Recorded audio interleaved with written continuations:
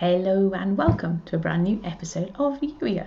And at the time of recording, happy Monday! Woohoo! It's now week 16. I had to do a count on my calendar. It's the start of week 16 of lockdown here in the UK. As my sister reminded me this morning, 4 months. Bonkers. I don't know about you, but I'm finding that things are getting a bit less sort of like, whether it's just because we're becoming a bit more used to it. It also helps as well, of course, that we're getting to see, I've been meeting up with my mum and my sister and my dad and my sister's little boy and things once a week as well. So I hope that things are feeling a little bit less for where you are as well. And that you're hoping to, that you're getting to see people. I'm thinking, Kimberly, I know you're on your own, and so I'm hoping and praying and crossing my fingers and my toes that you are getting a chance to sort of see people. I don't know I know in the US things are a bit tense in different parts of the country. It's a very big country, so I know it varies from area to area, but I do hope that things are feeling a little bit less overwhelming perhaps than they did in the early days. Today's episode though isn't about that. Today's episode is carrying on the conversation that we sort of started. It's a conversation that we've had a little bit before about love. It's one of those things that's been on my mind a lot. The verse I shared with you at the end of last week, where it talked about the only obligation we have is to love. The context of that verse, in verses prior to that, it was talking about how you should, even if you don't agree with them, you should respect the people in authority in your country. Because they're put there for a reason. Pay your taxes. It's about making sure that you fulfill your obligations in terms of the day-to-day stuff. But the only obligation that you should have outstanding is the obligation to love, that you should never stop loving. And that spoke to me really powerfully. And I've shared with you before the message that I keep getting, and I feel like it's mine to keep reminding you and others of, is just how loved by God you are, and that by being full to the top with God's love, it can empower you and help you go out there and be that love to other people. And I got that reminder again this morning as I was sat with Holy Spirit and writing the love notes. But then I was saying, well, what about a podcast episode? Are we having a podcast episode today? What's that about? And the first word was love. I was like, yeah, okay, well, we've talked about that. What more? And then I went off to go and cut the grass, which is a bit random. But as some of you know, I've shared before that when I'm pushing the mower up and down, the reason I'm looking at the time, it's 11:30 in the morning. The grass wasn't completely dry, but my son, the local leisure centre here has been turned into a field hospital. Thankfully, they haven't had to use it. But I read this morning that they're actually not planning on turning it back into a leisure centre for the foreseeable future. And my son, my 13-year-old, he'd got into a really good habit. It was really good for his physical health and really good for his mental health to go to the gym 2 or 3 times a week. And he's been really missing it. So when I read that they're going to be closed, not indefinitely, but for probably the rest of the year, I was like, ugh. So I shared that news with him, and fair play to him. He was there, right, I'm going to run around the garden. But our grass is a bit long because I'm looking out the window. It's sunny right now, but it's been raining a lot for the last week or so. So I said to him, well, would it be easier to run around the garden if the grass was a bit shorter? Oh, it would be loads easier. Okay, leave it with me. So I cut the grass. It's not a brilliant cut, but it's done enough that he was able to run around and got himself a little bit red in the face and such like. But anyway, as I was there cutting the grass, this reminder popped in my head, and it's the reminder about the reticular activating system. Philippians 4:9, where it talks about whatever's lovely, whatever's pure, whatever's admirable, and yes, I'm paraphrasing, think about such things. The more the things that you reflect on, the more that you focus on the love of God, for example, the more that you focus on the things that are delightful and lovely, it rewires your brain and makes those pathways stronger. And so the reminder I had as I was cutting the grass this morning was actually, yes, I feel like we're being called to cover every single interaction and every single moment with love. Empowered by God. I'm not asking you, as I said in today's love note, I'm not encouraging you to willpower your way to love. It's God helping you.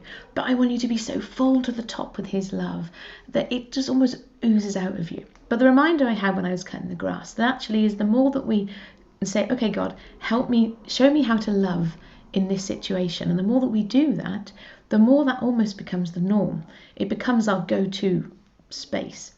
Not all the time. I know there are times when things just like, and then it's like, God, you're going to have to help me here. This is really difficult. We've probably all got people in our lives, or people who we've come into contact with over time, who are a challenge to love. Maybe there are people who you feel like, why are they in my life? Maybe they're there to help me practice showing love.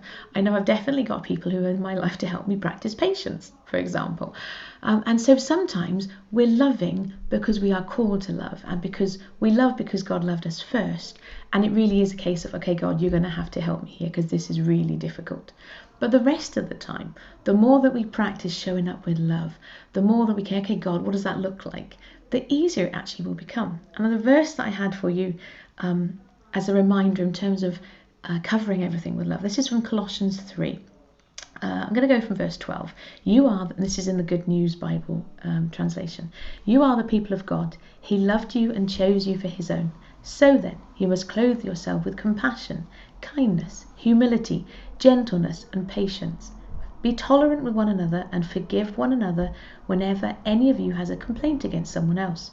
You must forgive one another just as the Lord has forgiven you. And this is the verse that was key. And to all these qualities add love, which binds all things together in perfect unity.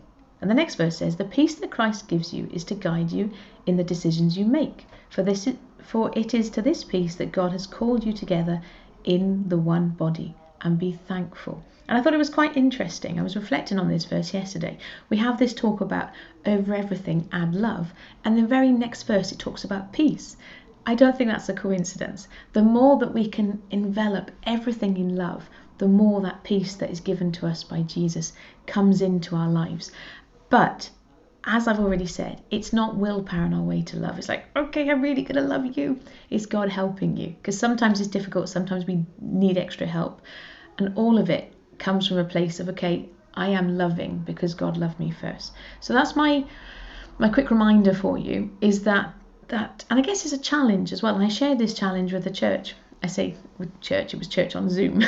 Hopefully, we'll be able to meet in person soon. But we're doing church over Zoom at the moment. And I shared this with them yesterday as well. This calling I feel and the challenge I'm feeling, and I'm trying to share it with other people who love Jesus too, is to step into, okay, how can I love in this situation?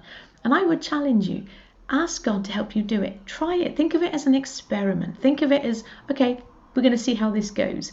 It will make it feel less overwhelming.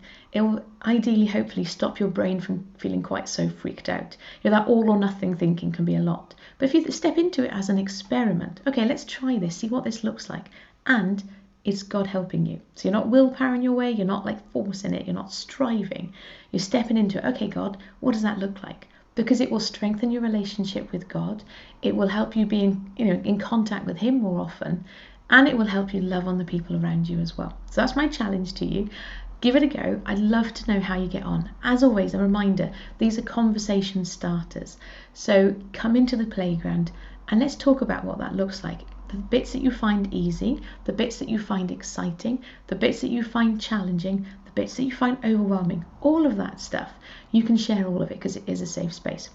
And finally, my quick housekeeping announcement. If there are people who are listening along who are not members of the playground yet, itchysoul.co, where you can find out more and join us. But for most of you, almost everybody watching or listening to this, you're already in the playground. So come on over, give it a go, share what comes up for you, and let's talk about it. In the meantime, wishing you a delightful day, and I shall see you in the playground very, very soon. Take care. Bye-bye.